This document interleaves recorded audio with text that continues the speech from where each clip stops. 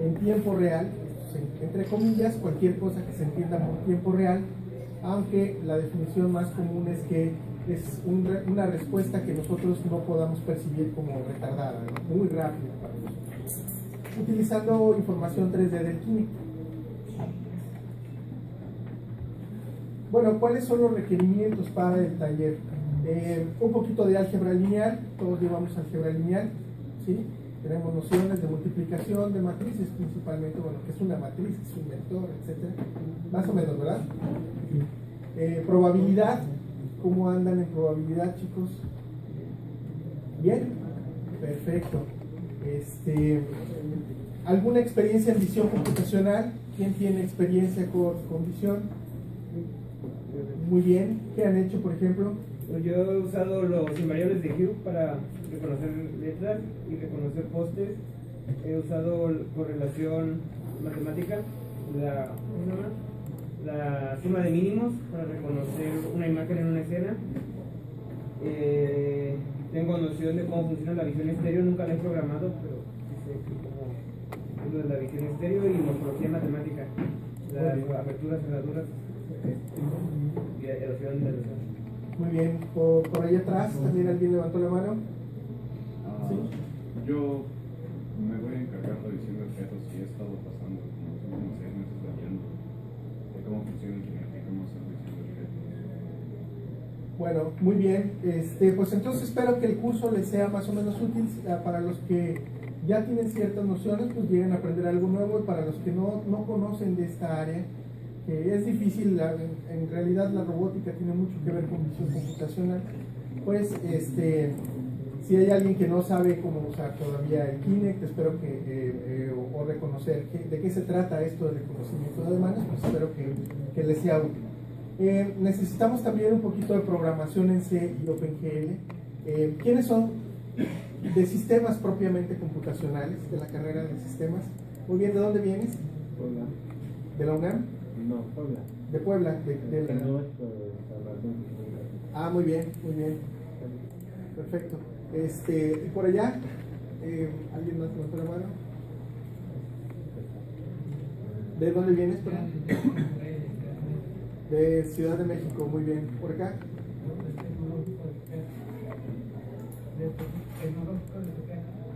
Eso está en Puebla, muy bien. Perfecto. Ok. Por experiencia previa, digo, no quiero decir que sea así en todos los casos, pero normalmente la gente de ingeniería de sistemas está más entrada que en otras carreras a lenguaje C, que es pues lo que vamos a utilizar principalmente en el curso, y vamos a también ver algunas nociones de OpenGL, bueno, sobre todo los códigos para poder desplegar nube de puntos, aunque no vamos a profundizar mucho esto porque en el otro taller ya vimos que 4 horas no son suficientes. Entonces, para lo que tenemos que ver, entonces vamos a ir más o menos rápido. Si tienen cualquier duda en cualquiera de los temas, pues no duden en preguntar. No sé si les voy a responder, pero no duden en preguntar. Igual y alguien más nos puede ayudar para resolver nuestras dudas. El taller está dividido en 4 partes. La primera es una introducción a manera de motivación de por qué es importante considerar a los gestos dentro de la interacción humano-robot. Después tenemos una descripción del sistema propuesto, es decir, a grandes rasgos qué es lo que queremos hacer. Finalmente, el desarrollo propiamente de la aplicación. Esta parte sí es la más larga porque requiere que empecemos a ver los códigos de captura de datos, de análisis de imágenes, vamos a ver un poquito de qué se trata eso, análisis visual, le llamo también, extracción de atributos, es decir, qué información es la que me va a caracterizar mi ademán, y finalmente la parte de reconocimiento de ademanes que tiene que ver con modelos ocultos de Markov. ¿Alguien ha utilizado modelos ocultos de Markov aquí? ¿Han escuchado? Bueno, vamos a platicar también un poquito de eso, igual y recortamos las primeras partes para poder tener un poquito más de tiempo y a ver si queda más o menos claro de qué se trata esto. Y finalmente lo que me gustaría es tener una discusión de unos cuantos minutos con ustedes para ver cómo va esto. ¿Qué materiales requerimos? Ya los conocen, los tienen en la página, la computadora, el Kinect, el OpenCV, ¿qué tal? Gracias. Para algunos ejercicios en particular puede ser útil el depurador DDD, los sistemas visuales y en general los que requieren de dispositivos sensores, pues son problemáticos, entonces dependemos mucho de los depuradores para poder mejorar nuestros códigos o arreglarlos, pues, o analizarlos incluso. Bueno, dos tipos de Kinex, 1414 y 1473. El 1473 es mucho más, me parece que es una versión un poco mejorada que la primera, que es la 1414. Si a alguien le tocó 1414 y no le funciona bien algo de lo que vamos a ver, pues podemos utilizar el otro Kinex. Hay uno por ahí extra, me parece. Espero que no sea solo la caja, pero hay uno por ahí y podrían cambiarlo o probar otro. En la bolsa me parece que también, en la bolsa dice. Gracias. Sí, ¿Cómo vamos a proceder? Vamos a revisar algunos conceptos básicos, demostrar las implicaciones con videos o en ejecución, dependiendo de cómo nos vaya en el tiempo. La descripción del código fuente, eso depende un poco de ustedes. Revisar en los ejercicios es básicamente revisar lo que ya está codificado y finalmente implementar y probar el código. O algunas modificaciones al código que se pueden hacer. Este es un programa de actividades realmente que no vamos a cumplir porque pues es un poco variable, pero al menos dan 4 horas aproximadamente. ¿Cómo vamos a evaluar el progreso? Pues vamos a ir a través de vamos a ir evaluándolo a través de las modificaciones de los códigos fuentes y o ejercicios que se vayan presentando en cada una de las partes. Bueno, también hay unas referencias base que ustedes pueden ver en sus slides. Estos son artículos que han estado por ahí ya un cierto tiempo y que hay muchos más artículos interesantes en reconocimiento de gestos, pero estos me han ayudado a mí en una buena parte de mi trabajo de investigación con gestos y además son referencias relativamente sencillas y accesibles para entender el tema. También hay un par de artículos míos que se los quieren buscar ahí, que les pueden servir. Bueno, esta parte me la salto, es un poco una presentación. Asumo que nadie me conoce, entonces, lo cual, o la mayoría no me conoce, pero realmente no es muy importante para ganarle el tiempo al tema, ¿no? Hasta este punto, ¿hay alguna pregunta? Más o menos de cómo se va a desarrollar el curso. Es importante que tengan su Kinect ahí conectado. Les recuerdo, estamos teniendo problemas y estamos viendo cómo podemos arreglar el problema con el ROS, con la reescritura del OpenCV que teníamos y el ROS, perdón, ya quedó reconstruido. Y si funciona, podrías probar si funciona el ejecutable, por favor. Que esa es una muy buena noticia. Si nos funciona aquí, igual podemos replicar el proceso, que es básicamente dar de baja todo el ROS, desinstalarlo. Hay una carpeta que se llama Projects en su home. Está Home Projects y dentro de Projects está una carpeta que se llama OpenCV y otra que se llama Build. Dentro de Build hay que correr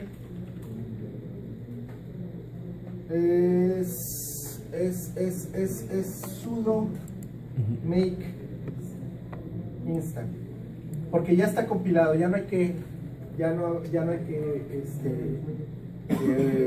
volver a compilar. Es sudo make install directamente y directo. ¿Sí? Pero primero, antes de que hagan eso, hay que desinstalar el ROS, y eso lo pueden hacer a través de Synaptic. ¿Sí conocen el Synaptic? Mejor acá lo escribo. Synaptic. Primero, ¿no? Que se tiene que correr como sudo Synaptic. Todos son minúsculas. Oiga, de hecho, yo sí tengo una duda. A ver, dime. ¿Qué se usa en OpenCV? Siempre creí que la detección de gestos era más bien PCL. ¿Era más bien qué? Era PCL. ¿Y qué es PCL? Digo, hay muchas nomenclaturas Bueno, vaya, se usaban nubes de puntos para la detección de gestos en vez de OpenCV. No, bueno, estamos hablando de dos dimensiones diferentes. Ajá, sí, por eso. O sea, siempre creí que más bien la detección de gestos era en 3D. No. Vamos a platicar un poquito de eso, pero tradicionalmente se empezó en 2D. Antes del OpenCV y todos estos dispositivos de captura de profundidad, la historia cuenta, yo la viví en parte, que se usaban incluso webcams, una sola cámara, sistemas monoculares. Después se empezó a la gente a desarrollar sistemas estéreo de muchas formas, muchas compañías, y ahorita ya que tenemos estos sistemas que capturan profundidad, pues bueno, pero son dos dimensiones diferentes. El Open Computer Vision funciona para analizar imágenes en general 2D, pero también tiene rutinas que puedes utilizar para analizar nubes de puntos. Y particularmente las nubes de puntos al menos en mi experiencia, no se analizan directamente. Vamos a platicar un poquito más de eso más adelante. Bueno, por lo pronto, si pueden ir avanzando, por favor, cuando menos en una máquina, la que esté rápida, que ustedes sepan que está rápida, desinstalar el Synaptic, por Synaptic el ROS, todo lo que huele a ROS para afuera, todo, por favor, ya nadie lo va a usar. Ahí está, mira. Y después que terminen con el ROS, ¿perdón? ¿Cómo lo instalamos? Muy bien. Corres sudo Synaptic y el Synaptic es una versión gráfica del sistema de instalación. Puedes buscar los paquetes en Search, ROS, te salen todos, están en verde, los que están instalados. Con el ratón los desmarcas, con el botón derecho me parece. Se marcan unas X rojas y entonces le das ejecutar y te va a desinstalar todo. Sí, claro. Ajá, sí. Entonces, hasta aquí más o menos están ahorita distraídos desinstalando, ¿verdad? Sí. Les agradezco. Yo tengo que continuar porque si no, no vamos a terminar. Entonces,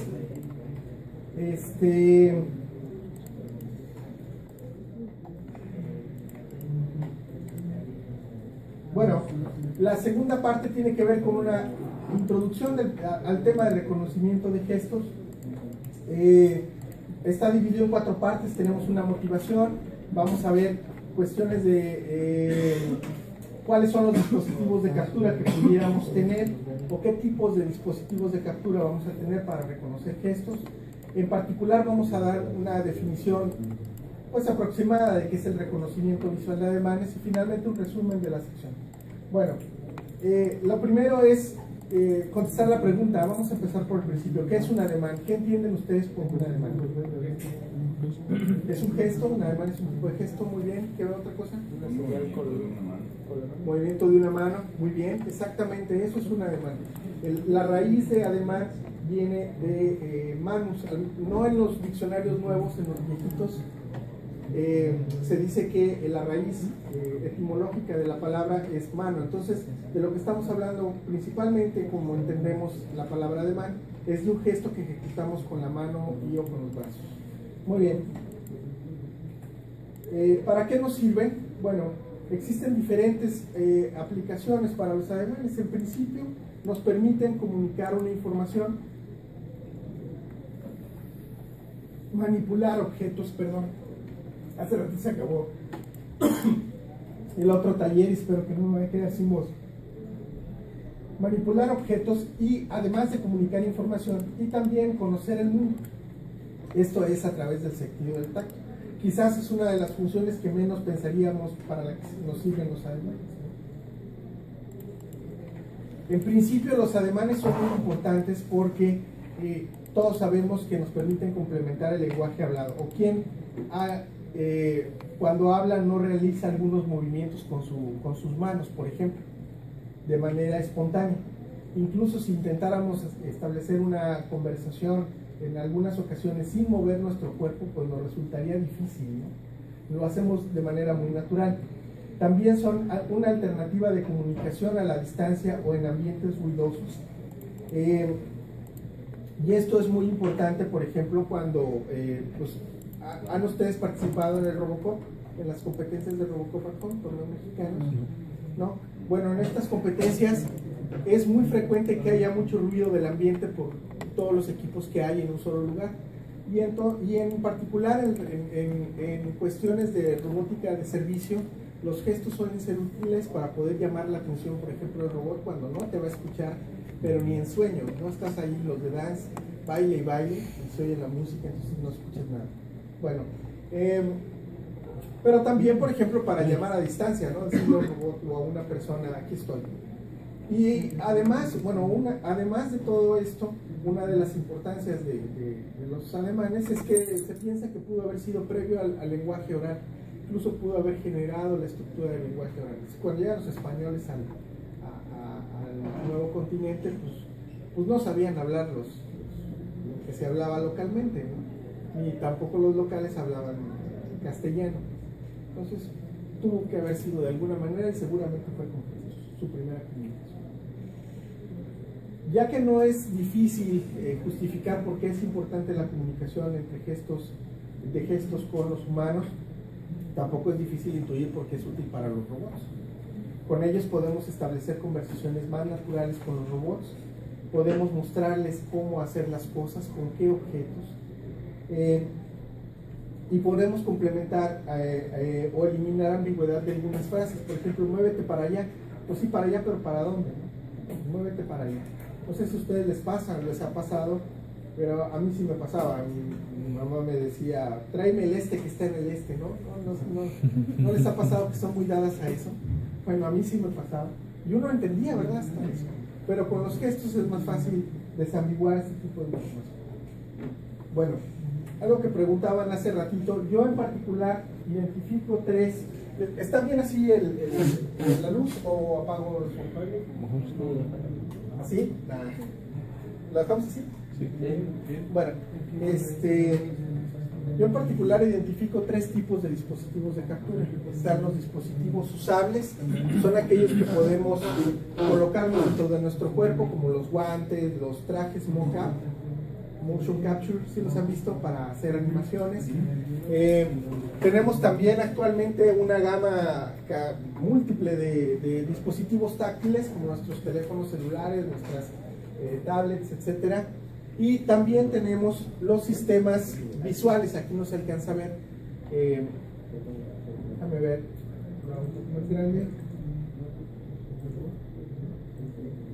No se alcanza a ver, pero aquí tenemos la leyenda, pero tenemos aquí a un sistema visual que, bueno, tenemos la imagen de una persona frente a una videocámara que está capturando lo que la persona hace.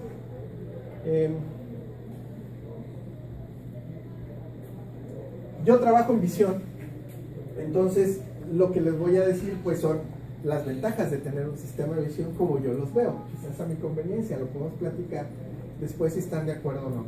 Pero en principio lo que pensamos es que los sistemas visuales no requieren manipular ningún otro objeto. Y esto es útil principalmente para personas que pudieran estar discapacitadas y a las cuales se les dificulte utilizar estos dispositivos. Además son menos intrusivos, es decir, no estorban, básicamente esto. Y además, que es lo más importante, desde el punto de vista, digamos, científico, de desarrollo tecnológico, pues nos permiten explorar mecanismos más cercanos a la percepción visual humana, que se pueden relacionar con cuestiones como inteligencia artificial, aprendizaje de máquina, etc. Tenemos ahí una gama muy importante de cosas que se pueden hacer. Esa es mi percepción. Sin embargo, pues no todo es miel sobre hojuelas. Tenemos una serie de problemas utilizando los dispositivos de captura visuales, y es que tenemos en principio mayor cantidad de datos. Por ejemplo, tenemos imágenes RGB de 640 por 480 y ya tenemos 27 megabytes por segundo de información que hay que procesar. No puede decir 27 megabytes, hace 10 años era mucho, pues sigue siendo mucho hoy en día, incluso con la capacidad de procesamiento actual, porque, bueno, en principio no es tan rápido realmente los sistemas que tenemos actualmente, al menos comercialmente, pero también tenemos limitaciones con los algoritmos, como vamos a ver más adelante, que se han desarrollado para hacer estos procesamientos. En general lo que vamos a tener es un compromiso de precisión con velocidad de procesamiento. Es decir, voy a utilizar algoritmos relativamente más sencillos que no consuman mucho tiempo de computadora, pero voy a sacrificar precisión en la descripción de la información que tengo de las imágenes. Ok, creo que en este punto ya estamos más o menos en posibilidades de definir lo que es el reconocimiento visual de ademanes.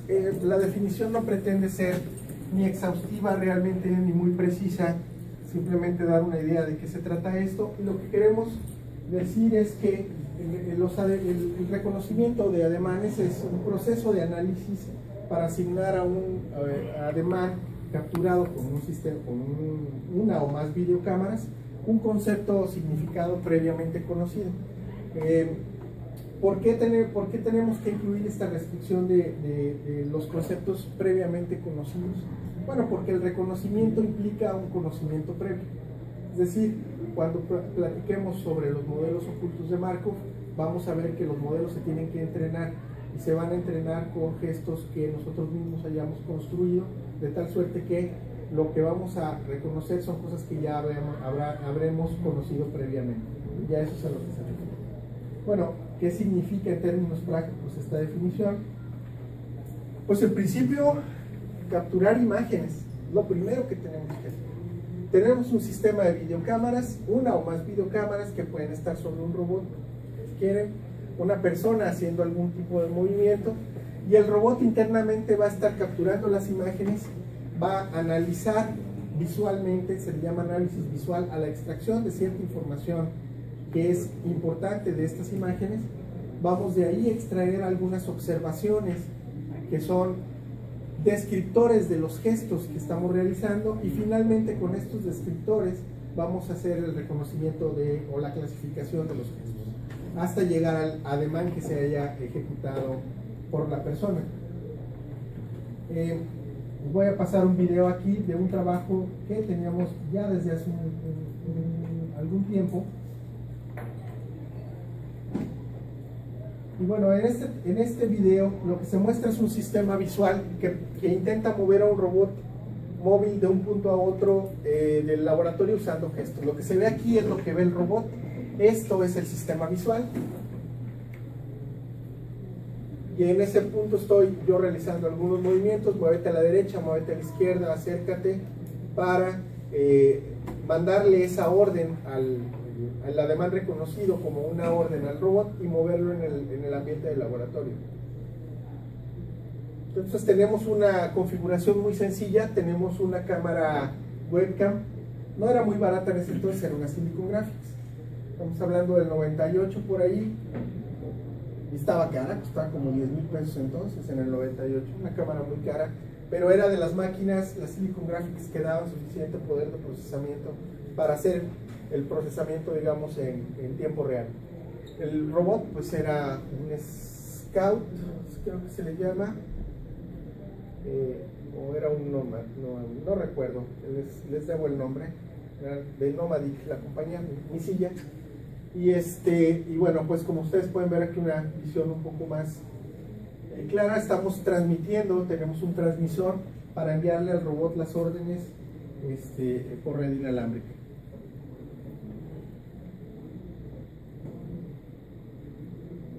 En este caso le dices muévete a la izquierda, acércate, y el robot entiende la orden y se acerca hasta un punto en particular. Bueno, esto fue parte de mi tesis de maestría, recuerdo, en ese entonces. Y es un ejemplo de cómo podemos utilizar los gestos para operar nuestro robot. Bueno, antes de comenzar a codificar, yo sé que a todos nos gusta sentarnos en la computadora y empezar a tirar código, pero antes de empezar a hacer esto necesitamos primero tomar ciertas decisiones en el diseño del sistema de reconocimiento. En principio, de la máquina puede tardar un ratito más o menos, pero les acabo de pasar unos códigos que se llaman códigos fuente, guión bajo fuente. Si quieres probar si está funcionando, le puedes dar, bueno, no sé dónde lo tengas, pero es código guión bajo fuente, si mal no recuerdo, hay una carpeta que se llama análisis visual. No. Y dentro hay una que se llama segmentación.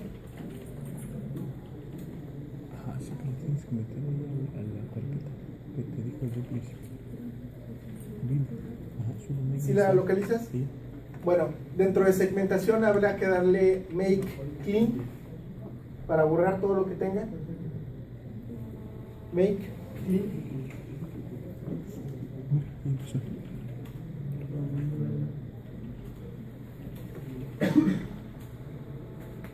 ¿Sí? Y darle make nuevamente para generar el código. Si se genera sin problemas, entonces quedó bien instalado OpenCV. Si quieres checarlo y ahorita nos dices. Es que no he instalado la OpenCV, apenas lo he instalado. Vale, entonces en un ratito nos comentas. Vale. Bueno, hay muchas aplicaciones para los ademanes. Tenemos toda esta lista. A nosotros nos interesa, por supuesto, la instrucción de robots, aunque resuelves empiezas a trabajar en un tema y podrías aplicarlo en cualquier otro de estos que se han propuesto en la literatura. Perdón, juego de videojuegos, lo siento, videojuegos. Análisis de actividades en ambientes inteligentes. Hay gente que hace cosas de domótica por aquí. ¿De qué? Domótica, ¿ustedes trabajan? No robótica, domótica. Sí. Domótica, bueno, pues podríamos intentar aplicar estos gestos en esas cuestiones. Control de la TV, ya hay televisiones que puedes controlar a distancia, sistemas de seguridad, etc. Apoyo a personas discapacitadas, eso también es importante. Cuidado de niños y adultos mayores, que tiene que ver finalmente con esto. No es una aplicación exacta, pero tiene que ver. Y bueno, vamos a suponer que nosotros ya definimos nuestra aplicación. El problema es que no hay una aplicación que defina al área. Tenemos múltiples aplicaciones y es como tener un martillo y a todo verle cara de clavo, ¿no? Realmente es lo que ha pasado. Entonces no hay una aplicación que defina, que me digan, ¿cómo le dicen los gringos? Les dicen killer application, ¿no? Es una aplicación que si la resuelves ya resolviste el problema general. En reconocimiento de ademanes no existe eso.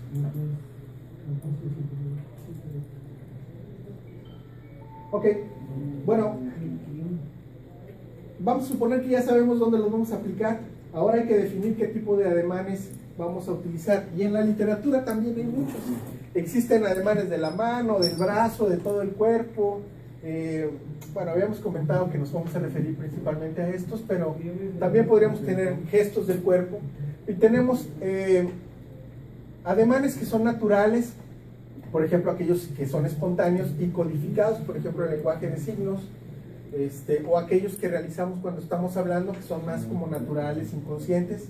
Tenemos gestos estáticos o dinámicos. Los estáticos son los que requieren solamente de una imagen, una posición del cuerpo para saber cuál es el gesto, por ejemplo, la V de la victoria, o aquellos que requieren la evolución del gesto en el tiempo, como por ejemplo saludar, ¿no? A eso se les llama dinámicos, porque cambian en el tiempo. Tenemos también clasificaciones que se estudian a los gestos desde el punto de vista más bien con su relación en su relación con el lenguaje hablado. Por ejemplo, en esta parte pues tenemos la gesticulación, pantomima, emblemáticos, lenguaje de signos, que partiendo de la gesticulación hasta el lenguaje de signos se van haciendo más independientes del lenguaje natural. Entonces tenemos una serie de opciones para seleccionar nuestros gestos que pues bueno, no siempre es una decisión sencilla, como vamos a ver más adelante. ¿Qué dispositivos de captura? Ahorita preguntabas un poquito eso. Bueno, tenemos muchas opciones. Tenemos cámaras RGB, tenemos cámaras, estas llamadas time of flight, tenemos cámaras estéreo, que alguien por ahí, esta en particular es una Videre, que era un sistema alternativo más barato que las cámaras Bumblebee. ¿Alguien conoce las cámaras Bumblebee? Sí. Estéreo Bumblebee, ¿sí? De amarillo, unas amarillas, ¿no? muy bonita, estaban muy bien hechas las cámaras, que eran cámaras muy caras, ¿no? Pues por ahí de 80,000 pesos andaba cada uno. Entonces dices una cámara estéreo 80,000 pesos y luego no funcionaban muy bien, pero más o menos, ¿sí? Claro. Tenemos también como alternativas cámaras termales. ¿Por qué creen que pudieran ser útiles estas cámaras termales? Te da mejor noción de qué parte del cuerpo estás viendo. ¿Perdón? ¿Sí? Te da como mejor noción de qué parte del cuerpo estás viendo. No, desafortunadamente no. ¿Por acá? Bueno, que le dan áreas de baja luminosidad, podría ser. Lo que quiere detectar, pues, seres vivos. Exacto. Tiene más bien que ver. ¿Cómo te llamas? Sebastián. Tiene más bien que ver no tanto con qué parte del cuerpo estés viendo, sino con el ambiente en el que estás trabajando.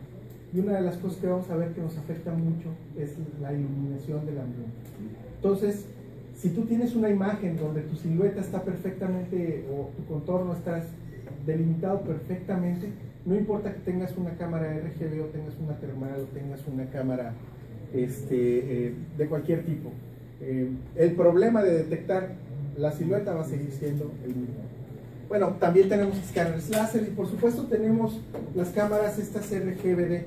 No sé si dentro de estas opciones hay alguna que comentabas que era mejor que el Kinect. ¿O se te ocurre alguna que pudiera ser mejor que el Kinect? Mejor que Kinect. Sé que sí hay, pero no sé cómo. Nos dejaste igual.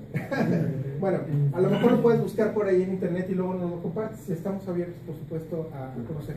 Por ejemplo, están las cámaras Asus.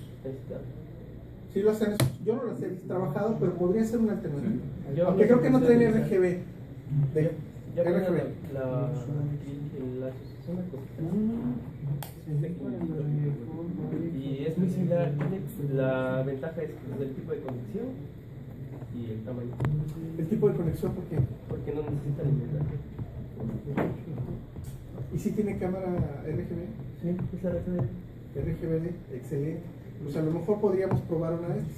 Bueno, el Kinect es un poquito más a lo mejor para el próximo año se animan, ¿no? Y vuelven a tomar con nosotros. Yo creo que depende mucho de la aplicación. ¿Vale? Si ya se liberó Kinect. Puede ser, vamos a ver cómo vienen todas estas cosas, ¿no? Pero vamos entonces a continuar, igual y podemos utilizar el Asus o considerarlo para los próximos talleres. Bueno, vamos a ver. Entonces tenemos en el análisis visual, una vez que ya definimos nuestros gestos y nuestra aplicación, tenemos que realizar 3 actividades principales. La primera es la localización del objeto de interés para aislarlo dentro de la imagen. Vamos a hacer un seguimiento del objeto en la secuencia de imágenes y finalmente vamos a describir internamente la información que a mí me interesa de estos gestos. Usualmente vamos a utilizar información de forma, pose, profundidad, color y movimiento, una combinación de estos tipos de información que vamos a platicar más adelante para describir nuestros gestos. En general, el análisis visual es una parte que cuesta mucho trabajo desarrollar cuando vamos a trabajar con gestos. Resulta que el reconocimiento de gestos, como vamos a ver, es un área que involucra muchas otras áreas. No es per se una disciplina única. Y por tanto, no tenemos soluciones definitivas para ninguna de estas etapas que hemos visto hasta el momento.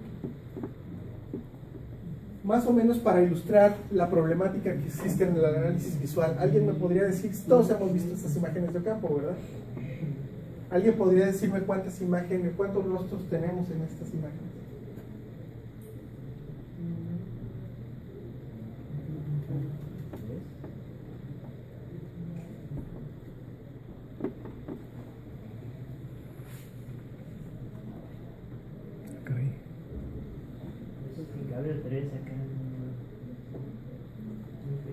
Bueno, allá que hay Cuerpos.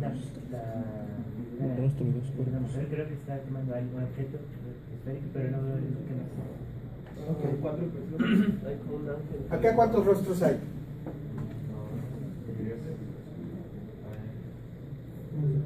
Ahí sí no veo ni 3.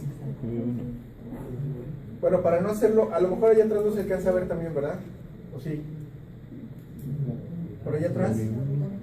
¿Sí? Más o menos. Bueno, yo veo varios. Miren, por ejemplo, veo este. No sé si alcanzan a ver aquí. Veo este otro. Aquí como que también hay un intento de alguno. Aquí hay otro.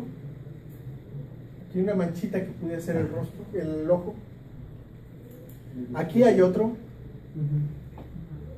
Aquí hay otro, que es el del viejito. Aquí hay un niño, que a lo mejor bueno, es más bien el perfil.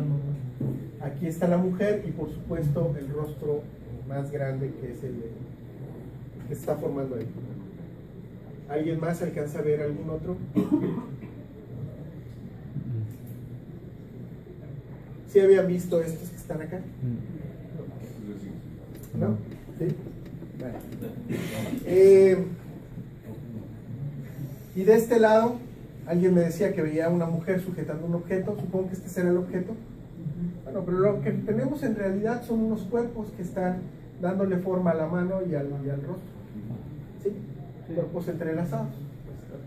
Y bueno, normalmente utilizo estas imágenes como para mostrarles que si es difícil para los seres humanos identificar dónde hay rostros o dónde hay cuerpos o partes del cuerpo, pues también es difícil desarrollar sistemas computacionales que me permitan hacer localización automática dentro de una secuencia de imágenes arbitrarias.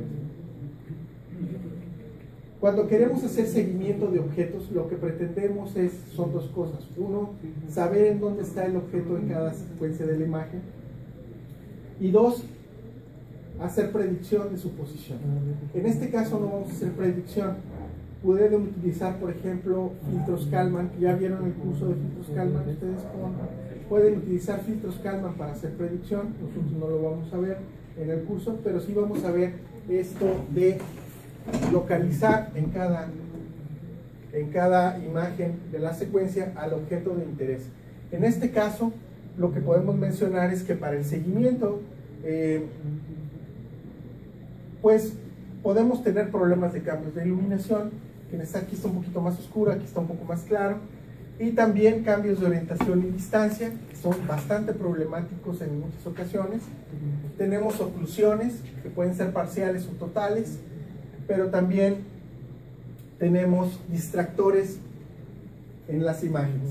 Entonces tenemos como 4 problemas principales en el seguimiento de objetos que se tienen que resolver en imágenes arbitrarias, y son áreas abiertas que pues en las cuales se está trabajando muy fuerte por la cantidad de aplicaciones potenciales que tienen. Bueno, vamos a suponer que tenemos algo para hacer seguimiento de nuestros objetos en las imágenes. Ahora lo que necesitamos es saber qué está pasando en esa imagen con ese objeto. Bueno, hay muchas alternativas para poder describir el objeto de interés, que en nuestro caso es la mano. Y bueno, tenemos modelos volumétricos, tenemos contornos, cosas más simples, modelos de esqueleto, modelos llamados de alambre, tenemos la silueta, y tenemos también formas geométricas que se les pueden asignar al objeto de interés, en este caso la mano, a partir de la silueta, que son principalmente rectángulos y algunos formas un poco más elaboradas que bueno, en este caso vamos a utilizar principalmente unos rectángulos para poder describir nuestra mano. ¿Qué les iba a comentar aquí? Bueno, la idea de utilizar rectángulos es principalmente para mantener las cosas lo más simples posible.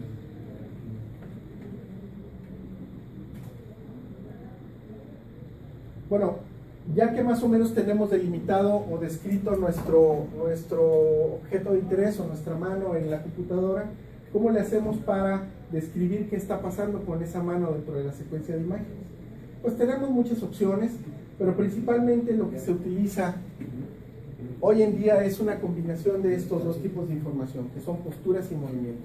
La información de postura se obtiene de una sola imagen y el movimiento pues a través de una secuencia de imágenes. Combinamos esta información, es información muy simple, y podemos intentar describir cuál es la evolución de nuestro gesto en la secuencia de imágenes.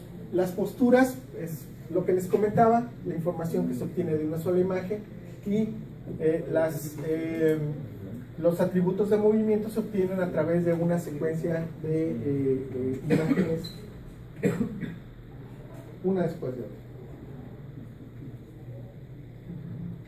Múltiples alternativas. Ok. Para clasificar nuestros alemanes, como ya también les había comentado, existen así de artículos del suelo para acá, de opciones para poder clasificarlos. En general, lo que se utilizan son plantillas de información de postura-movimiento, redes neuronales, que seguramente todos han escuchado, que son los árboles de decisión, modelos difusos, que no entiendo por qué los aplican aquí, y tampoco entiendo estos modelos, entonces no sé, a lo mejor si los aplican bien, pero que me parece que normalmente se aplican un poco a fuerzas, pero los modelos que en la literatura aparecen con más frecuencia y además dan mejores resultados, al menos eso es lo que yo opino, son modelos probabilísticos, entre los que se encuentran los modelos ocultos de Markov y en general las redes bayesianas dinámicas.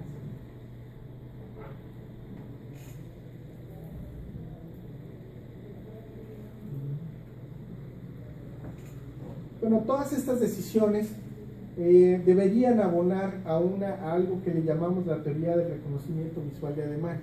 La cuestión es que, como hemos repetido en varias ocasiones, pues no hay una sola definición, entonces desafortunadamente carecemos de una teoría que unifique a todo el problema, y entonces sucede lo que comentábamos hace ratito: tenemos un martillo y a todo le vemos cara de clavo. Es decir, lo más que se ha hecho en reconocimiento visual de ademanes es verlo como un problema de clasificación de patrones, de secuencias de datos, y bueno, arroparlo un poco con toda esta cuestión de análisis visual, con estudios de semiótica, con la definición de los ademanes, etcétera, que nos definen ayudan un poco para desarrollar esta teoría, pero que no han sido suficientes. Entonces, desde el punto de vista de David Marr, que intenta describir el problema general de visión computacional, podemos pensar, bueno, esta primera etapa es definir el qué, este es el cómo, y esta es cómo implemento mi solución. Entonces, hay algunas preguntas que hay que resolver para definir un modelo computacional. Pues, ¿qué ademanes? Pues eso quién sabe, depende. ¿Para qué usarlos? Tampoco hemos avanzado mucho en eso. Algoritmos, qué información extraer de los ademanes, hay también muchas propuestas. ¿Cómo reconocerlos? Pues, y la implementación, bueno, qué dispositivos de captura, qué estructuras de datos, qué lenguajes de programación se requieren. Pues todas son preguntas abiertas y todo el mundo propone lo que puede proponer o lo que sabe proponer. Eso es lo que ha pasado en esta área. Entonces no tenemos mucho avance en una teoría unificada de esto. Bueno, como resumen, platicamos muy rápidamente sobre la importancia de la comunicación humano-humano por medio de gestos, pero también humano-robot y hombre-máquina. Vimos que existen diferentes aproximaciones para resolver el problema general en cada una de sus etapas. Entonces es complicado definir cada una de ellas y no hay ninguna solución definitiva o algoritmo que resuelva el problema al 100% como yo quisiera, como uno quisiera. ¿Hasta aquí hay alguna pregunta? ¿No? ¿Todo claro? ¿Nada claro? Pero con respecto a lo que platicamos ahorita, ¿alguna pregunta? ¿No? ¿Todo claro? ¿Nada claro? Déjenme abrir una nueva tab.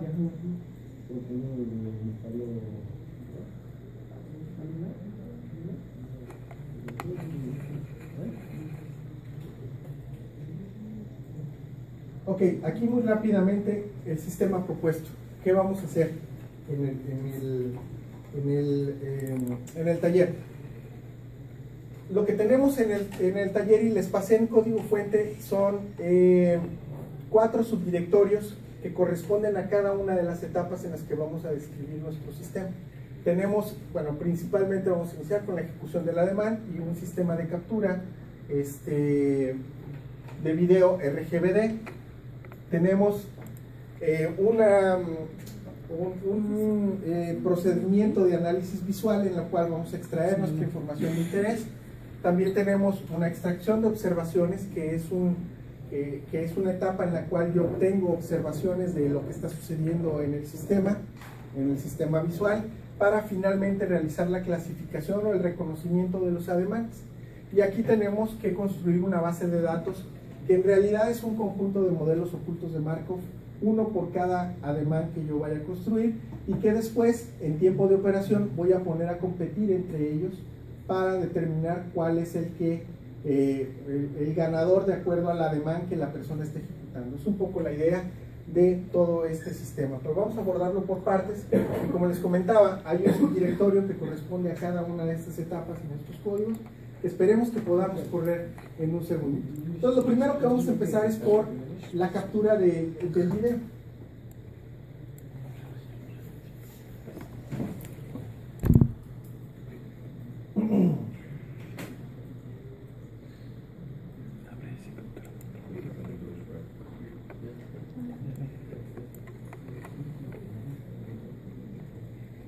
Híjoles, aquí es el break. Pues me regalan un poquito de agua. Hasta las 4:30, ¿verdad? No, todavía falta un rato. Falta una hora. Tienen mal el horario. ¿Vale? Las mostradas. Bueno, vamos a empezar con la parte 4, que tiene que ver con la captura de video, y aquí nos vamos a detener intentando que todos tengan cuando menos acceso a la captura. Entonces vemos el mapa de progreso, vamos a cubrir esta parte. Tenemos estos elementos como necesarios para construir nuestro sistema de captura, los cubrimos todos, me parece. Y aquí hay que contestar una pregunta. En principio existen diferentes opciones. Si los que tienen experiencia con el Microsoft Kinect saben que hay diferentes librerías para poder capturar la información y hacer una serie de monerías con ellos. En principio está el Microsoft SDK, el OpenID y el libfrine, que es tanto el OpenID como el Microsoft SDK, que pertenece a Microsoft. Pero habría que contestar la pregunta de por qué el libfrine, ¿no les parece? En principio, el Microsoft SDK explota la mayor parte de las características principales del Kinect. Es decir, tenemos reconocimiento de voz, tenemos detección de rostros, tenemos reconocimiento de gestos, una serie de monerías, esqueletización del cuerpo, etc. El OpenID, pues bueno, si conocen por ahí alguien la historia, el OpenID es, digamos, intentaba ser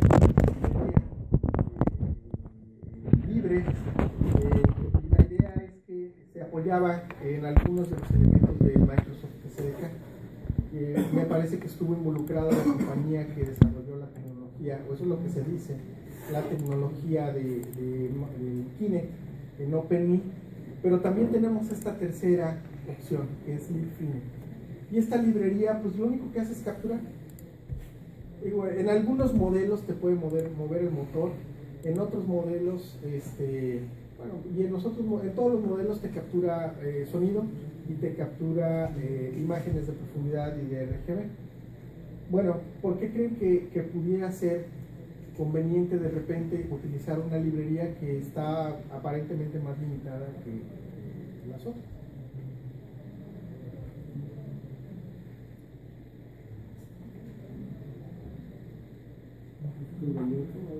¿Vale? ¿Es código abierto? Sí, es código abierto, ese es un buen punto. Está mitad de mitad, no es muy abierta, algunas cosas son abiertas, otras no. Pero libfrine es completamente abierto. Muy bien, ese es un punto. ¿La otra? ¿Otro? Para no estar tan sobrado. ¿Sobrados como? O sea, hablando precisamente de este curso o extrapolando, porque si es solo para este curso y no vamos a trabajar muchas características, vamos a conocer de cada con OpenNI, como dijeron, no propiamente, no propiamente. ¿Alguien más? ¿Alguna otra? No sé cómo obtenga los datos, pero es como son datos menos, más raw, no sé. Más crudos, ese es un buen punto, sí, son datos crudos desde abajo. De repente es bueno conocer los sistemas desde abajo, desde cómo me arrojan los datos de manera cruda, como dice su compañero. Muy bien, ¿alguna otra?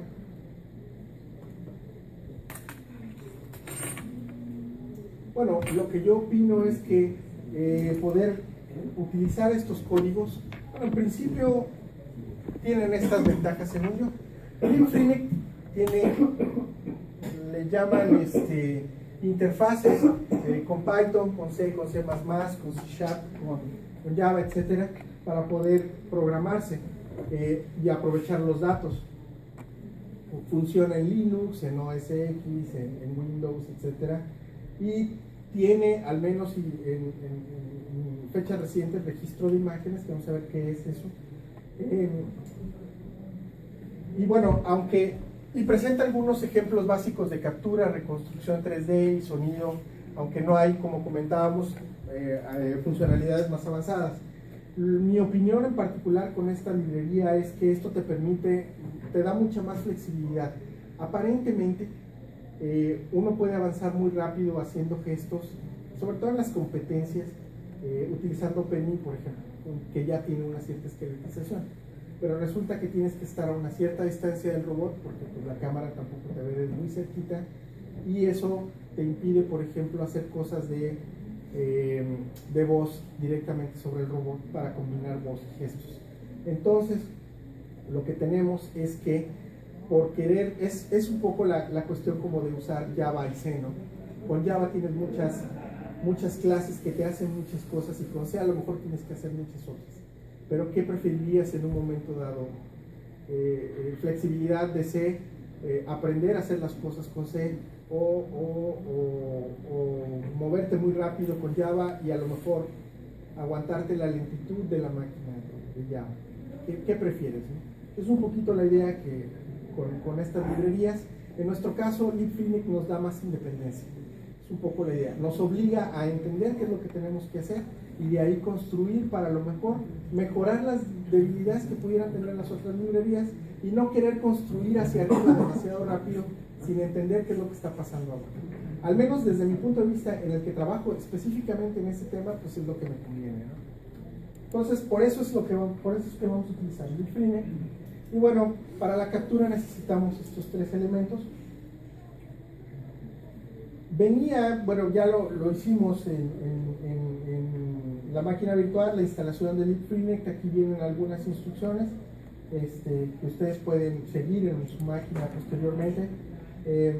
Les iba a mostrar el árbol de subdirectorios de LibFreeNet, pero principalmente mencionar solo que tiene dos puntos de entrada iniciales: los ejecutables, los bin, y los códigos fuente de ejemplo.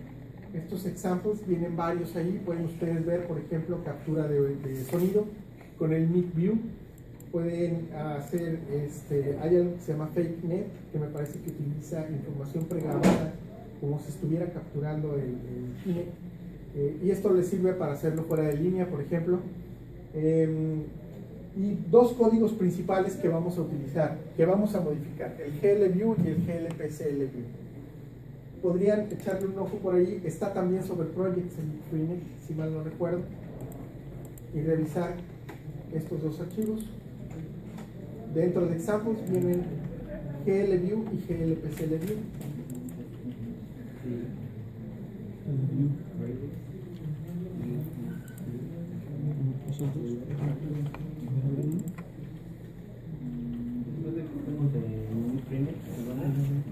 LibFreeNet y luego Projects LibFreeNet y luego Examples, ejemplos.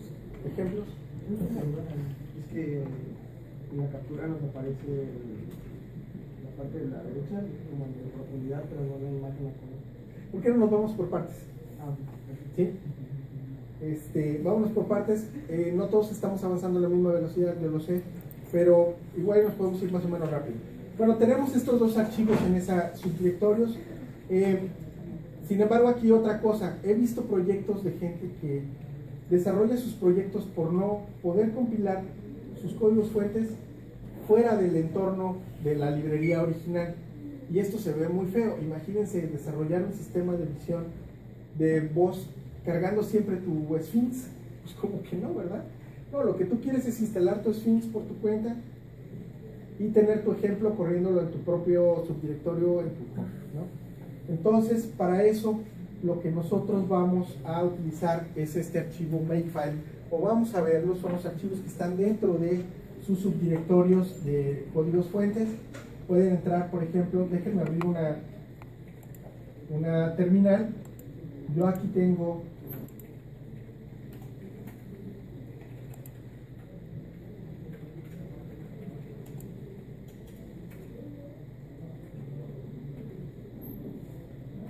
muy bien. Tengo aquí código fuente, tengo captura, me voy a meter al subdirectorio de captura y voy a correr glview. Bueno, voy a ver primero el archivo Makefile que les comentaba. gedit Makefile. Este archivo Makefile es un archivo importante porque me permite definir cuáles son las librerías y las rutas que tengo en mi sistema para poder compilar mis códigos. En principio, el Makefile es un archivo que le indica todo esto, le indica directivas, librerías y cabeceras al compilador. Puedo definir variables en las cuales establezco rutas que son importantes, y para interpretarlo utilizamos una librería que se llama make. Por eso hace ratito hicimos un make clean, ahorita les digo por qué. En general, la estructura del Makefile es una estructura de árbol en la que nosotros definimos qué fuentes se requieren para realizar qué archivos objeto, .o, y estos .o, cómo los enlazo para construir un archivo ejecutable. Es la estructura de mis archivos Makefile, es muy intuitiva. Por ejemplo, en este caso tengo un solo archivo fuente que voy a utilizar para generar un .o. Lo que está antes de los dos puntos, esto que tienen aquí, es una etiqueta que le dice a la utilería make qué es lo que debemos hacer. Y bueno, en este caso tengo un solo archivo de objeto O que se requiere para generar mi ejecutable glview. Esta etiqueta que está aquí, que es glview, definida en program, es el único programa que voy a ejecutar. Yo podría aquí tener varios archivos ejecutables a realizar utilizando solamente esta etiqueta all, que es la de default. Cuando yo le doy make en la línea de comandos y hay un archivo Makefile en ese subdirectorio, el archivo Makefile es interpretado con punto de entrada aquí en all. Lo que está arriba de este all pues son definiciones de variables, etcétera, que yo voy a utilizar como rutas de acceso para las librerías dinámicas o estáticas que vaya a utilizar en mi programa. Aquí tenemos librerías. Bueno, aquí le estoy indicando al compilador que tiene que utilizar librerías instaladas de libfreenet, glut, que es como la parte de OpenGL, es como el OpenGL para Linux, GLU, GL, etcétera. Utilizamos hilos, threads también, utilizamos funciones matemáticas, -LM, y en CFlags, bueno, compilation flags, pues bueno, vienen las cabeceras, ¿dónde están las cabeceras en mi sistema para compilación? Entonces, este archivo hacia grandes rasgos, yo les sugiero, cuando vayan a trabajar con un sistema de una videocámara o algún sistema de captura en tiempo real, pues que saquen su código dentro del entorno de ejemplos que normalmente vienen y traten de compilarlo por su cuenta, haciendo este tipo de ejercicios que les va a ayudar a clarificar muchas ideas de cómo compilar. Y además les van a servir porque normalmente vas a tener un archivo, vas a tener 2, 3, 4, 5 y estarlos compilando constantemente. Entonces, tener tu Makefile ahí te va a servir muchísimo para eso. Bueno, entonces ya que sacamos nuestro entorno, les prometo que sí funciona. Miren, les doy make clean. Se me olvidaba.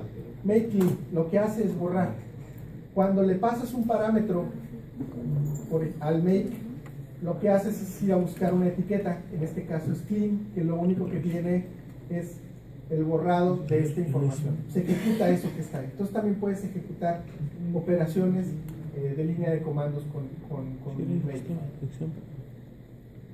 Bueno, entonces ya lo borré. pero ahora lo vuelvo a compilar. LS. Ok.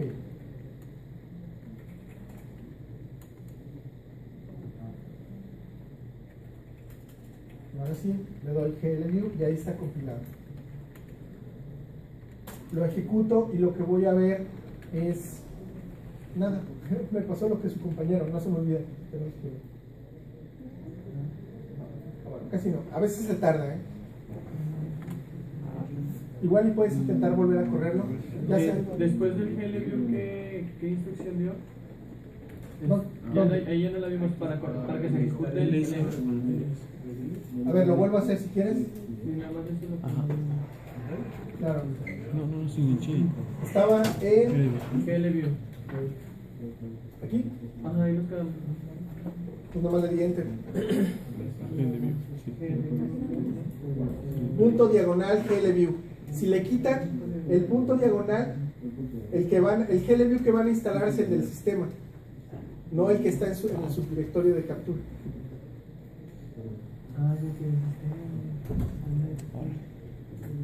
¿Sí? Bueno, ok, perfecto. Entonces,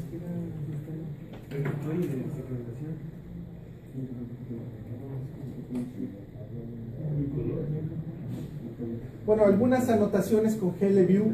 GLView utiliza un modelo de color RGB. Todos conocemos el modelo de color RGB. ¿Sí? ¿Más o menos? Bueno, ok. El modelo de color RGB, o sea, 3 bytes por píxel en GLView. Para la profundidad utilizamos 11 bits por píxel, que son aproximadamente 2047 posibles valores crudos que decía su compañero, es decir, valores enteros que me indican la profundidad de los objetos al Kinect o la distancia de los objetos al Kinect, aunque los intervalos son como de 400, 300 hasta 1020, los valores útiles que son como de 5 centímetros a 4 metros aproximadamente. El GLView, ustedes vieron coloreada la información de profundidad. Esto es una paleta de colores en una función que incluye GLView para poder desplegar estos valores crudos de profundidad, porque directamente no son desplegables. Y además utiliza hilos, threads. ¿Alguien ha utilizado hilos en programación? 1, 2, muy bien, 3, más o menos hilos. ¿Saben qué es hilos? Aunque no los hayan utilizado. La ejecución de dos líneas o secuencias de instrucciones en paralelo, ¿no? Dentro de un mismo programa. Bueno, y utiliza OpenGL para el despliegue. Ya vimos un ejemplo, nos adelantamos un poquito. ¿Perdón? Les voy a platicar rápidamente de un video que grabamos hace tiempo con una modificación muy sencilla a GLView. Esta es una versión inicial de nuestro robot. Se grabó hace como un año. Ya ahorita tenemos algunas cosas. El robot detecta el rostro del usuario, empieza a interactuar con él por voz y detecta que tiene un usuario enfrente, y empieza a hablarle, y de ahí el usuario va a empezar a moverse en el ambiente utilizando la información que capturamos del GLView. Básicamente, segmentando esta información, vamos a poder avanzar en el seguimiento de personas con el robot de servicio.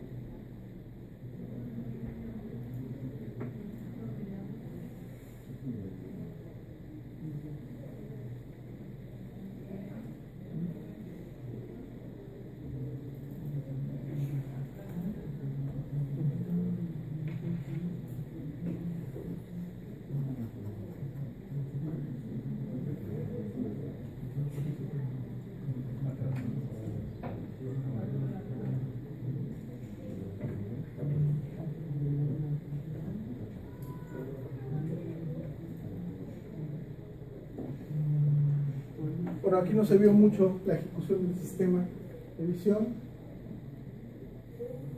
No recuerdo si sí se ve en este. Pero estamos utilizando principalmente segmentación de color que genera HeleView para poder seguir a la persona.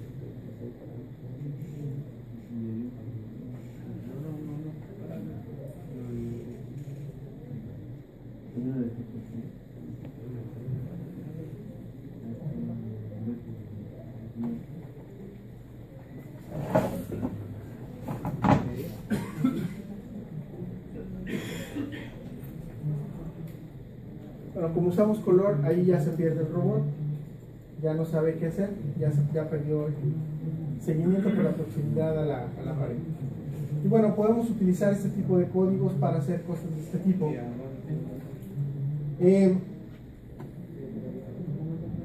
Tenemos una serie de ejercicios que me gustaría sí dedicarle 2 o 3 minutos para verlo.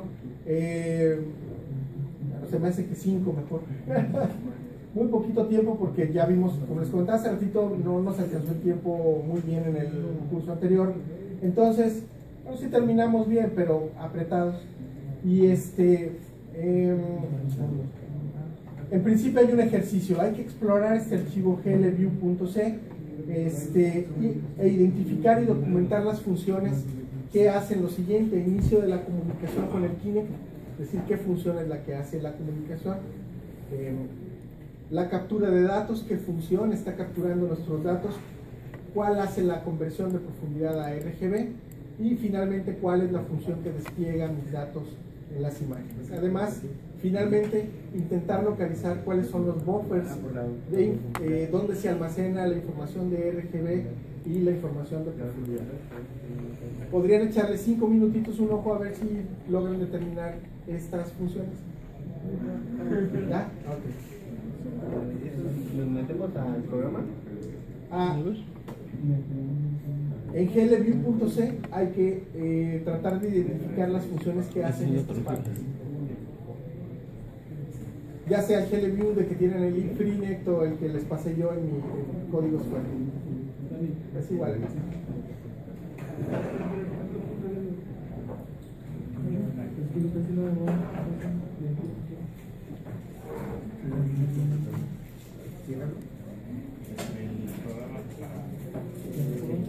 ¿En dónde se guarda?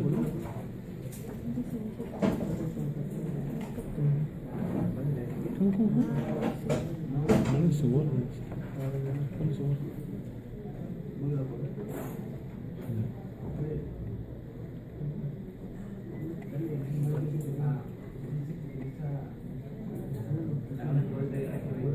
Pero, ¿qué diferencia hay usar RGB a otras como HSD o HC? No, bueno, alguna vez escuché, no me acuerdo, pero no sé si es cierto que para la visión era más eficiente usar HSV o HCD. Se dicen muchas cosas en la literatura.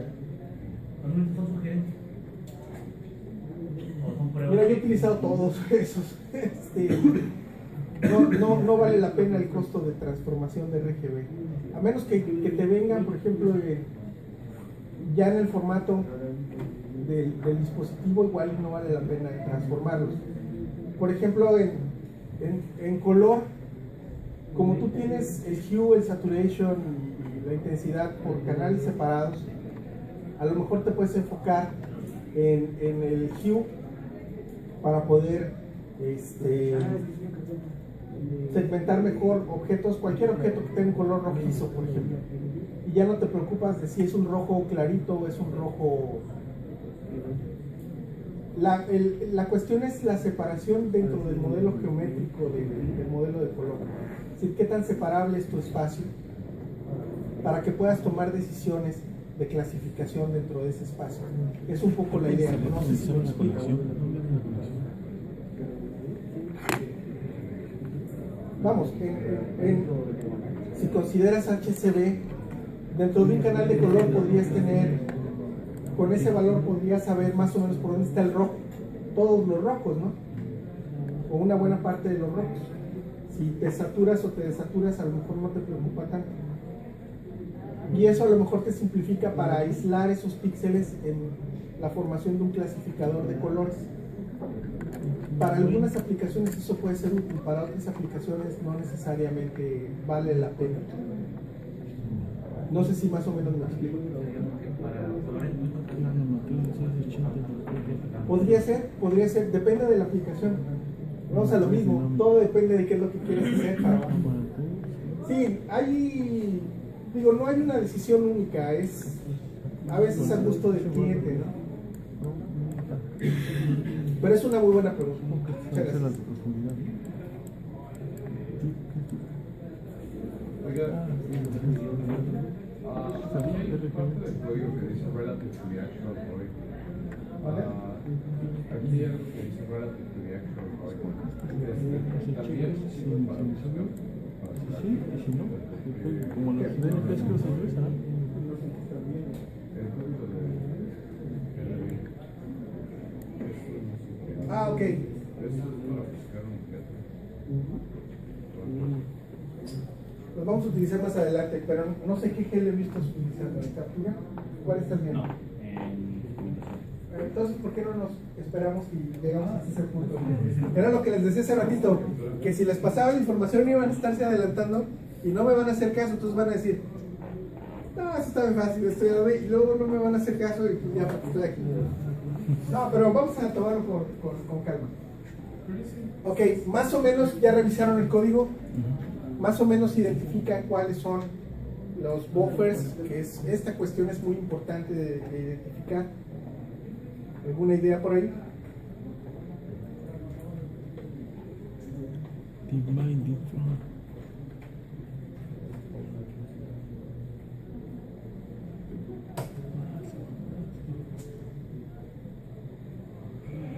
Bueno, les presento la función, no nos vamos a detener mucho.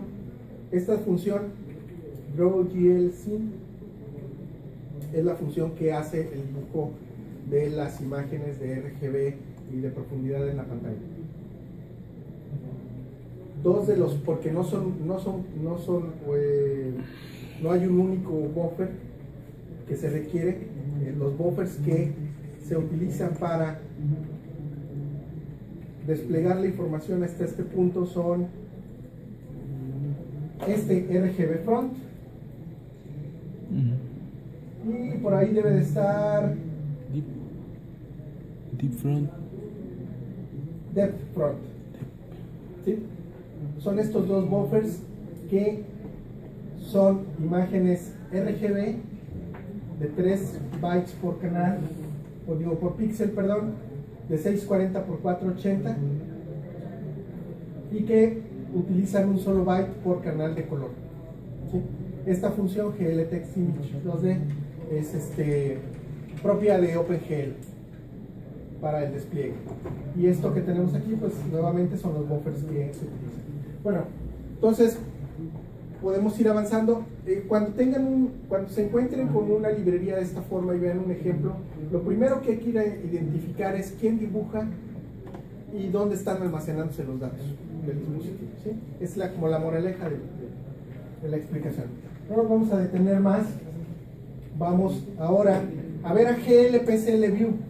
glPCLView es la otra alternativa que tenemos en este subdirectorio. Si pueden entrar, por favor.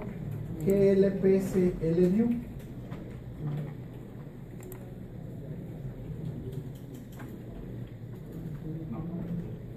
Si lo pueden compilar y ejecutarlo. Es un código que me permite desplegar nubes de puntos. Por ejemplo, en este caso, yo tengo una nube de puntos que representa una reconstrucción 3D del espacio. Podemos, con OpenGL, reconstruir nuestro espacio. Si pueden hacerlo, por favor, ustedes en su computadora, háganlo. No, sí, como lo pusiste ahorita, creo que Este otro ejemplo nos va a servir para entender un poquito cómo se encuentra la construcción de los puntos y cómo obtenemos y usamos la información de profundidad del giro. Bueno, El GLView me despliega, jóvenes, ¿están todavía ocupados o quieren que me espere un poquito? ¿Están ejecutando? ¿Un minutito para que avancen? Vale. Bueno, el GLView despliega nube de puntos,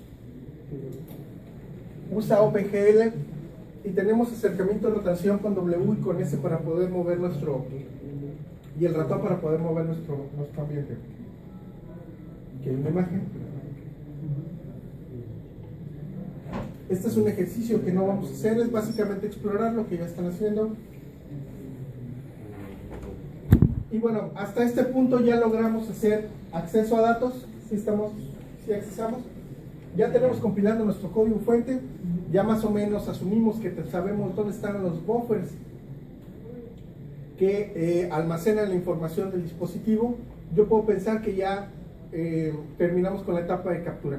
Cuando esta primera parte es muy complicada, cuando no hay mucha documentación acerca de los dispositivos, un poco lo que pasó en el taller de Calef, que se dedica a cómo configuras todo el ambiente para poder accesar a tus micrófonos y obtener la señal. Bueno, hagan de cuenta que eso de repente sucede con muchos dispositivos visuales. En mi tesis doctoral teníamos una cámara EVD Sony, muy bonita cámara con Pant y Zoom, etcétera, pero no había mucha documentación y los códigos fuentes genéricos para capturar imágenes capturaban 4 imágenes por segundo, lo cual pues no me servía para video. Pues me pasé 6 meses tratando de resolverlos, les mandé el parche a los de OpenCV, modificaron sus librerías y a partir de entonces tenemos captura de 30 imágenes por segundo.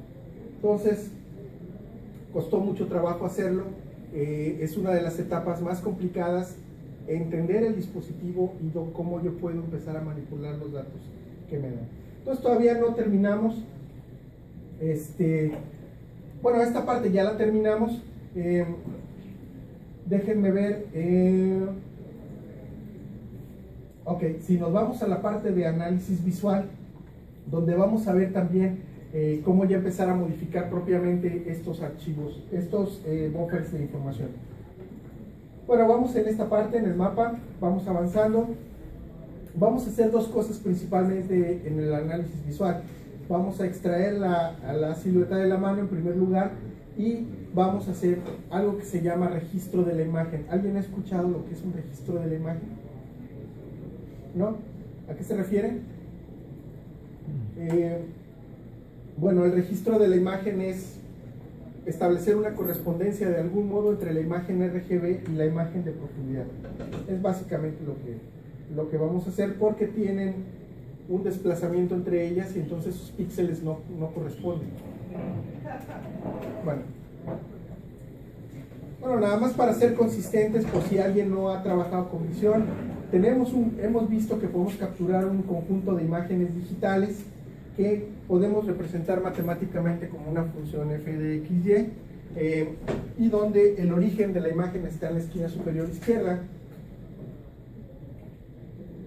pero que en realidad en la memoria está almacenada como un buffer o como un vector de información en secuencia.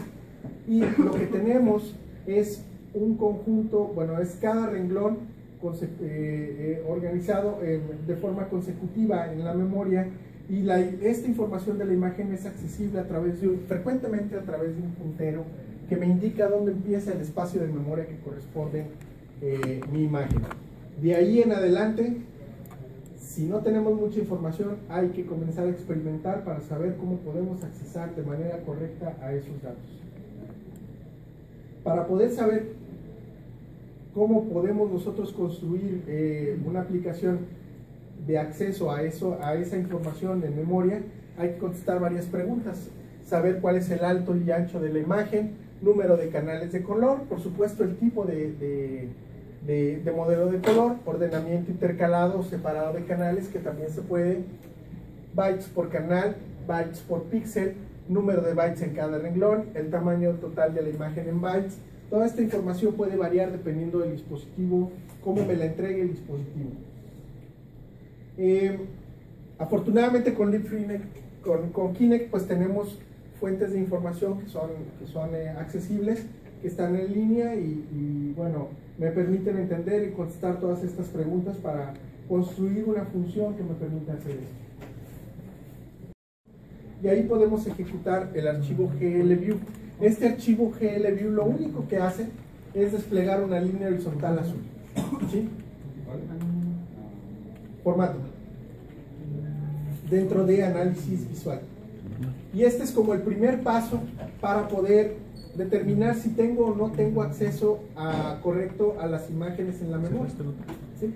Si se despliega la línea como yo supongo que se debe de desplegar, es porque la estoy accesando de manera correcta, si no, pues no. Y aquí lo único que estoy haciendo es desplegar una línea. Esto también lo hago frecuentemente cuando tengo algún dispositivo para saber si lo estoy manipulando de la manera correcta.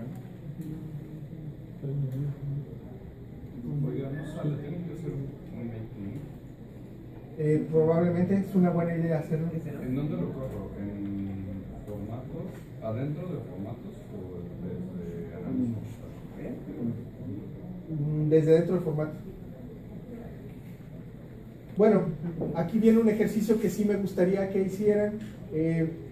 Yo sé que es un poco intempestivo, pero intenten por favor determinar cuáles son las funciones de acceso a los datos que están en este archivo de formato. Identifíquenlos y traten simplemente de dibujar una línea que sea vertical o inclinada o diagonal, como ustedes quieran en la imagen, utilizando estas funciones. Tienen ya el archivo base, formato, quizás sea muy poco lo que tienen que modificar. Entonces damos 5 minutos a ver si pueden resolverlo, por favor, si nos alcanza el tiempo para resolverlo. Bueno, entonces vamos a seguir avanzando, chicos. Quisiera que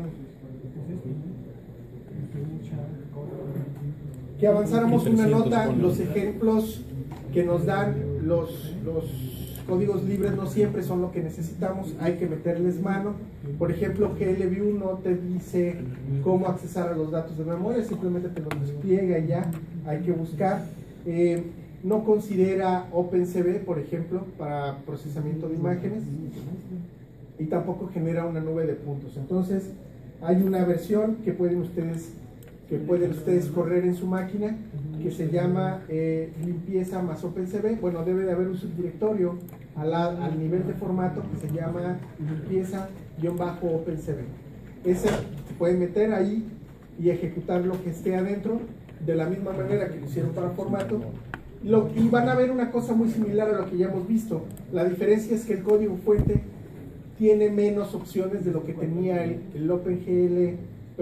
GLView original, y además ya incluye las librerías o considera las librerías de OpenCV. Perdón. Ahorita, ya ven por qué están platicando. Hay que buscar un subdirectorio que se llama limpieza-OpenCV, que está a la altura de formato, y ejecutar el código. Es lo mismo, solo que el código fuente tiene menos opciones que lo que teníamos inicialmente con GLView.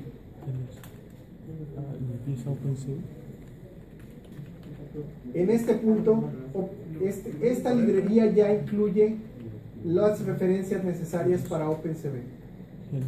¿Sí? Miren, abran ese archivo. Vamos a hacerlo aquí. Análisis visual, limpieza OpenCV, glview.c, y aquí ya estamos incluyendo las librerías, las cabeceras necesarias para incluir las funciones de OpenCV.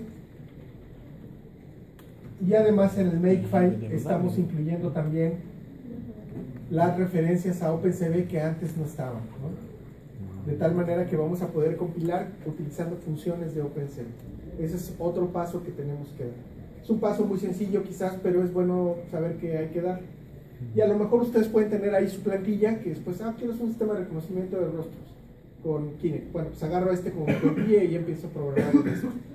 O quiero hacer, me gustó mucho el área de reconocimiento de ademanes. Y entonces voy a seguir trabajando con eso. Ahí van. Bueno, ya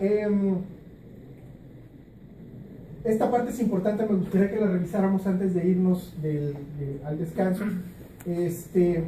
Hasta aquí lo que hemos visto es que GLView pues no genera nube de puntos, el que lo genera es GLPCLView.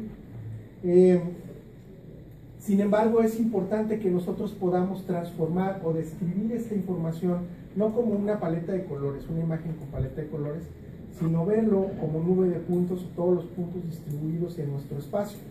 Lo que tenemos que hacer en este caso es, a partir de los valores que tengan, perdón, aquí debió ser f de xy, o bueno, lo podemos ver también de esta manera, de las coordenadas x y y en la imagen, lo que nosotros queremos obtener es la coordenada x y y, z en el espacio. Para esto vamos a suponer un modelo que se llama modelo de pinhole, modelo de hoyito, digamos, de alfiler, de ojo de alfiler, como le llaman ahí, hoyo de alfiler, también, que describe cómo es que se registra un punto de un objeto en una imagen. ¿Han escuchado acerca de este modelo pinhole? ¿No? Bueno, es muy intuitivo realmente. Hagan de cuenta que llega la luz, rebota en este punto, y la luz se dirige hacia el centro de proyección, que está el origen del sistema coordenado, y pasa por un plano de la imagen, y en el punto en el que pasa del plano de la imagen es ahí donde se registra, la cámara va a registrar esa luz que proviene de ese objeto. ¿Sí? Entonces, este punto en la imagen tiene unas coordenadas x, y y f, donde f es la distancia focal del plano de la imagen al centro de la proyección. Es una distancia, no es real, pero sirve para ejemplificar el modelo. Es un modelo muy sencillo. Bueno, realmente sí existe, pero se forma de otra forma, de otra manera, esta distancia. Bueno, y aquí lo que tenemos con Q mayúscula, Q minúscula es el punto sobre la imagen, Q mayúscula son las coordenadas del punto en el mundo real, con respecto, por supuesto, al centro de proyección.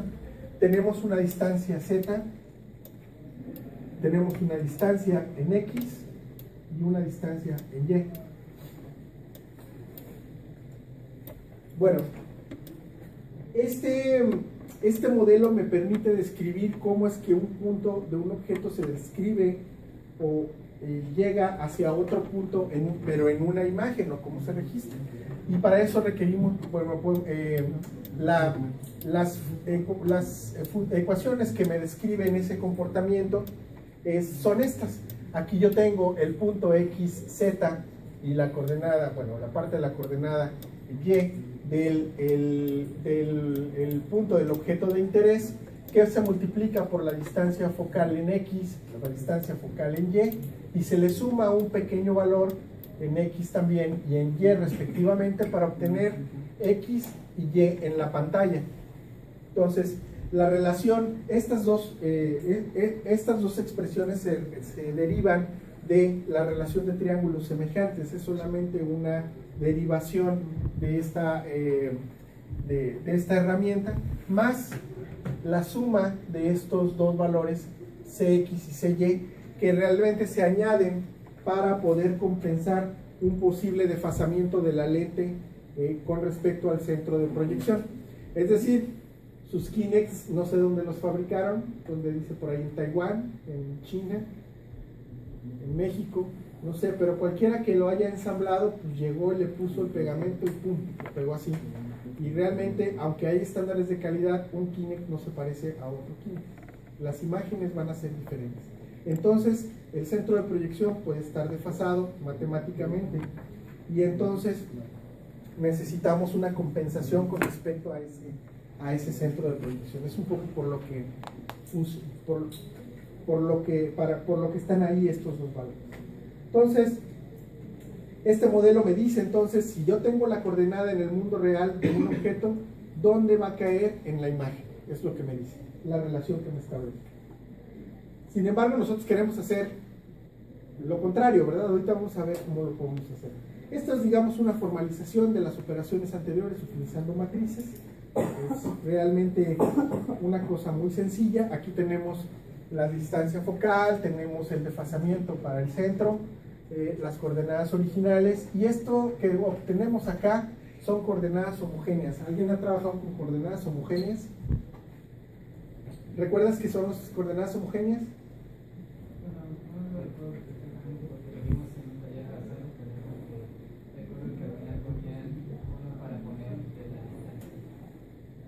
Sí, es un sistema también de coordenadas, solamente que está escalado. Tiene un papel. XY se conserva, estamos hablando de un espacio, de un plano, pero tenemos un parámetro extra que es W, que no es otra dimensión, no es otro eje, lo que es un factor de escalamiento de los otros dos. ¿Sí? Y esto nos permite en principio muchas cosas. Por ejemplo, hacer operaciones de matrices, representar mi información de manera matricial, pero también, por ejemplo, representar como cuestiones del infinito utilizando este tipo de coordenadas homogéneas. ¿Cómo representas el infinito, por ejemplo, coordenadas cartesianas? Puedes utilizar coordenadas homogéneas para describir, al menos matemáticamente, un punto en el infinito. Bueno, tiene diferentes aplicaciones, pero la particularidad aquí es que me permite describir estas operaciones del modelo Pinhole como unas operaciones de matrices. Es un poco la idea. También tenemos problemas con la distorsión. Como les comentaba hace ratito, pues hay gente que llega, pone su sensor y órale, la línea de ensamblado.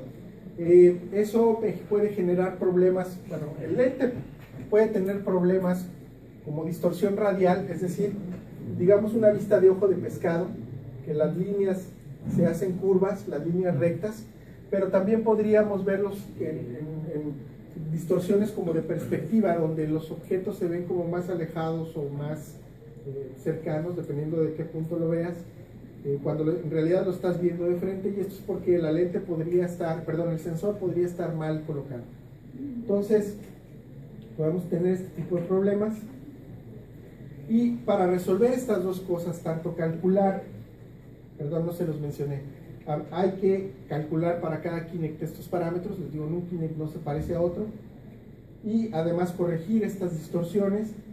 Se realiza un proceso de calibración, se le llama, que a partir de un patrón conocido que podemos, en este caso es un cuadriculado, chessboard, podemos mostrárselo a la cámara y obtener cierta información conocida de ese chessboard para poder calcular el resto de los parámetros que me van a hacer la corrección de distorsión y completarme el modelo geométrico de la cámara. Ok, entonces, algún estudiante mío que no está ahorita para que le hagan los detalles, le hagan las preguntas difíciles a él, trabajó en eso y calibramos el Kinect con los parámetros de corrección de distorsión y los parámetros intrínsecos del modelo geométrico, y además con esta función que esta persona nos provee en internet, en alguna página por ahí, que nos dice cómo se comportan los datos crudos del Kinect con respecto a su distancia real. Básicamente puso un objeto a una cierta distancia y verificó cuál era el valor crudo que le daba, y luego lo puso a otra distancia conocida y verificó cuál es el valor que le daba. Entonces generó esta función, generó esta función a partir de esos datos, utilizó algún tipo de regresión para formar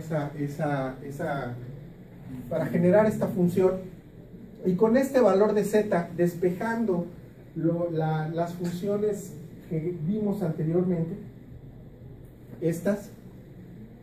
si despejamos para x y para y en el espacio, podemos obtener la posición del objeto en el espacio utilizando distancias focales, el desplazamiento, distancias focales, los desplazamientos, la posición en la imagen del píxel, y además la distancia conocida que se obtiene a partir de la cámara de profundidad. ¿Hasta aquí vamos más o menos bien? Esa de la que está dentro de la tangente, es lateral inclinada. Exactamente, es la distancia cruda. Es el valor crudo. Así es como se hace la reproducción, la reconstrucción 3D del KINE.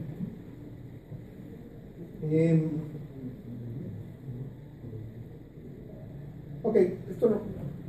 Bueno, ya vimos un poco la reconstrucción que se genera. Les presento, ya no voy a correr el ejemplo, este es un ejemplo de lo que se puede obtener. Sin embargo, lo que podemos ver aquí es que, bueno, esta sección que estoy marcando aquí con la mano, pues es un cortinero de mi casa, su casa. Pero lo que podemos observar es que no corresponde muy bien el color que tenemos con esa profundidad, ¿no? El cortinero está el color como que está un poco más abajo de lo que está percibido como el cortinero en la imagen de profundidad, en la nube de puntos. Y esto es porque, como comentábamos hace ratito, las cámaras no corresponden. Necesitarían ocupar el mismo espacio físico para poder capturar exactamente lo mismo. Y esto no sucede. Lo que normalmente se hace, además de la calibración de los parámetros intrínsecos y de distorsión, es calcular matrices de traslación y rotación para poder poner en correspondencia los píxeles de una imagen con respecto a los píxeles de la otra. Y entonces dibujar mi nube de puntos y colorearlo con el color correspondiente en la imagen de RGB. Esto se puede hacer también por calibración, y esto lo hizo también mi estudiante, y es un ejemplo de lo que obtuvimos. Aquí tenemos un poquito de error, aquí también un poquito, pero lo que vemos es que en general se ajusta el color un poco mejor a su posición real en la nube de puntos.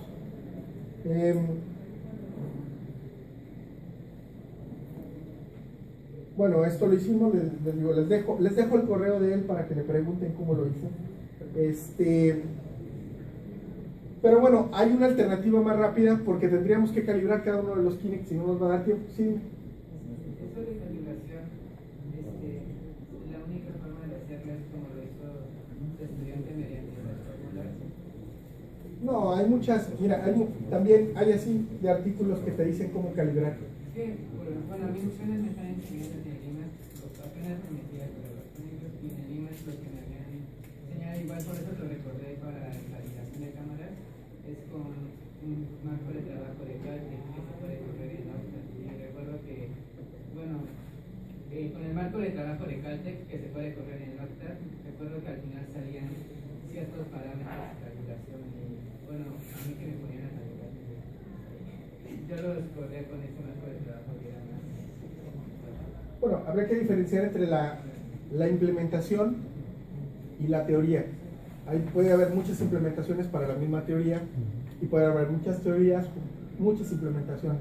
No desconozco este marco de trabajo de Caltech. Muchos profesores de visión utilizan mucho MATLAB o cosas compatibles con eso para enseñar con visión computacional. Yo prefiero usar C, porque cuando vas a desarrollar una aplicación real, pues cómo pasan las funciones de MATLAB a otra cosa, ¿no? Normalmente nosotros hacemos todo a pie, digamos. Reusamos lo que podemos, por supuesto, pero principalmente usamos. No está mal, digo, habría que más bien preguntarse cuál es el método de calibración que utilizan, más que el toolbox, ¿no?